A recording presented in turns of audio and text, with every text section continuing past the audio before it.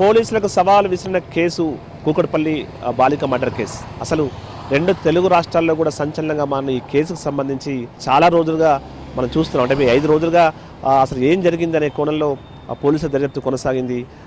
సర్వత్రా ఈ అంశం గురించే చర్చ.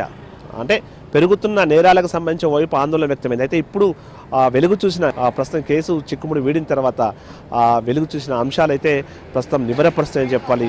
ఒక 14 సంవత్సరాలు అంటే 10వ తరగతి చదువుతున్న బాలుడు ఈ దారుణాన్ని కొడిగట్టడం మొత్తం అందరినీ కూడా షాక్ గురి చేసిందని చెప్పాలి. పోలీసులు కూడా దర్యాప్తు చేసిన పోలీసులు కూడా ఆ బాలుడు చెప్తున్న విషయాలు విని షాక్ గురయ్యారు. అంటే కేసు ముందు నుంచి మనం పూర్వపరాలు చూసినప్పుడు తర్వాత ఇంట్లోకి ఎవరు వెళ్ళినట్టుగా ముందు ఆనవాళ్ళు లభించలేదు.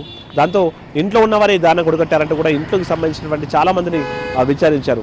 ఈ సమయంలో కూడా అనేక అంటే కొంతమంది వ్యక్తులపై అనుమానాలు కూడా బలపడ్డాయి. కానీ తర్వాత ఆ సీసీటీవీ ఫుటేజ్ పరిశీలించినప్పుడు ఒక బాబు లోపలికి వెళ్ళినట్టుగా దృశ్యాలు కనిపించాయి. లోపలికి వెళ్ళిన బాబు మాత్రం మళ్ళీ తిరిగి రాలేదు. దీంతో అనుమానం కలిగిన పోలీసులు వెంటనే దీనికి సంబంధించి దర్యాప్తును ముమ్మరం చేశారు.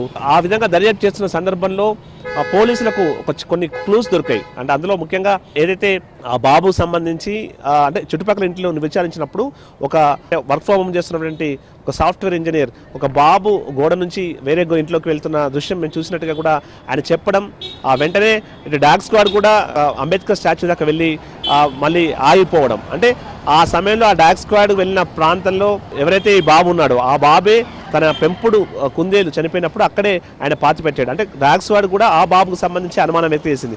ఇలాంటి అనుమానాలు ఉన్న నేపథ్యంలో వెంటనే పోలీసులు ఈరోజు బాబు చదువుతున్న స్కూల్కు నేరుగా వెళ్ళి ఆ బాబును అదుపులోకి తీసుకొని విచారిస్తున్న సందర్భంలో నివ్వరపోయే విషయాలు వెలుగు చూశాయి. ఆ బాబు నేరుగా తన ఇంటికి పోలీసులను తీసుకెళ్లాడు. ఇంట్లో తను దాచినటువంటి ఆ కత్తి కావచ్చు, పాపని చంపిన కత్తి కావచ్చు, మిగతా ఆ బట్టలను కూడా చూపెట్టాడు.